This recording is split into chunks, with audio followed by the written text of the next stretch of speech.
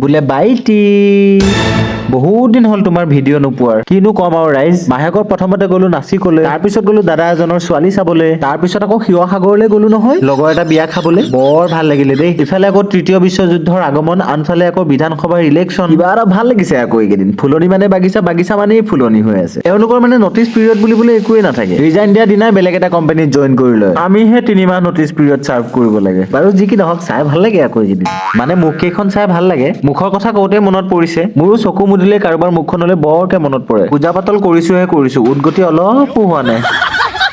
কাৰ কথা কৈছো আপোনালোকে এবাৰ কমেন্ট কৰি জনাবচোন বৰ্তমান চকু মুদিলে দেখা মুখখন যাতে ভৱিষ্যতলৈ চকু মেলি সদায় দেখা পাওঁ ৰাতিপুৱা তাৰ কাৰণে মই অনিৰ্দিষ্ট কাললৈ নিৰামিষ ভোজী হৈ গলো নহয় বিশ্বাস কৰক আজি 15 দিন মান মাছ মাংস একোৱে খোৱা নাই যাৰ ফলত মই mentally physically emotionally not well কিন্তু তথাপিও মানিছো মই যাতে তাই মোৰ লগত বিয়া হৈ সুখত থাকক মোৰ নিচিনা তাইক সুখ দিব নোৱাৰে কোনো মই লিখি দিম চিলেটত এইবিলাক কোৱা কথা নহয় যদি আপোনালোকক নিজৰ বুলি কৈছো আৰু দেই ভুল নুবুজিব আৰু দেই বাৰু নিৰামিষ বুলি ক'লে কেতিয়াবা মোৰ চুৰ গৰম উঠি যায় পাচলি দোকানখনলৈ যাব পাচলি খোপা দেখিলে একোৱে খাবলৈ মন নাযায় নহয় আজিও বিচাৰি লাষ্টত গুটি থকা উৰহিকে লৈ আহিছো লগতে এক পেকেট পনীৰ যিহেতুকে কণী কেইটা মিছ কৰি আছো সেই হেতুকে পনীৰ ভুজিয়ে বনাই খাম এইফালে মোৰ গুটি থকা উৰহি ভাজি ৰেডি হৈ গৈছে আনহাতে মোৰ দালিখিনি সম্ভাৰ মাৰিবলৈ সময় হৈ গৈছে তাৰকা পেনখন হট হ'বলৈ দিছো হট হোৱাৰ লগে লগে খাটি সৰিয়হৰ তেল গৰম হোৱাৰ লগে লগে শুকনা জ্বালা পিয়াজ পাঁচফোৰণ আৰু জিৰা গুটি দি দিছো বকবককে উতলি থকা দালিখিনিত পৰিমাণ মতে হালধি দি দিছো আৰু সম্ভাৰ মাৰি দিছো দুঘণ্টামান সিজোৱাৰ পিছতো দালি ফাট মেলিয়ে থাকিল এতিয়া গুটি থকা উৰহিখিনি কাঢ়ি একেটা কেৰাহীতে আকৌ তেল দিছো তেল গৰম হোৱাৰ লগে লগে কেইটামান গোটা জিৰা চপাৰত চপ কৰি থোৱা এল সাইজৰ এটা পিয়াজ লগতে কেইটামান কেঁচা পকা হেৰিপুৰা জলকীয়া আদা নহৰুখিনিও ভাজিবলৈ দিছো আৰু তেতিয়ালৈকে মই পনীৰখিনিও হাতেৰে মোহাৰি লৈছো পিয়াজখিনি অলপমান ৰঙচুৱা হোৱাৰ পিছতে এতিয়া চপাৰত চপ কৰি থোৱা এছ সাইজৰ দুটা বিলাহী দি দিছো লগতে পৰিমাণ মতে নিমখ দি ভালকে লৰাই ভাজিবলৈ দিছো আনহাতে মোৰ ফাটমেলা দালিও ৰেডি হৈ গৈছে শেষত অলপমান ধনিয়া ছটিয়াই দিছো পনীৰ ভুজিখিনিত হালধি দিবলৈ পাহৰি গৈছিলো পৰিমাণ মতে হালধি দি 2 মিনিটমান ভজাৰ পিছতে মোহাৰি থোৱা পনীৰখিনিও দি ভালকে লৰাই দিছো উপায় নাই ৰাইজ কিবা পাবলৈ হলে কিবা হেৰুৱাবই লাগিব কেইদিনমান এনেকেই খাব লাগিব বাৰু এইফালে মই কলিতা চাউলকেইটা পাতি দিলো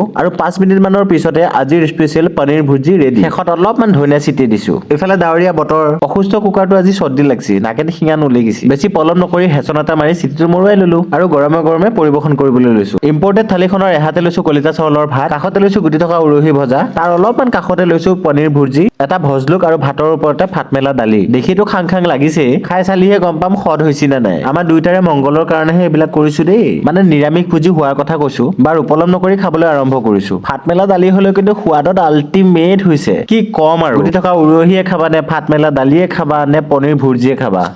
10 out of 10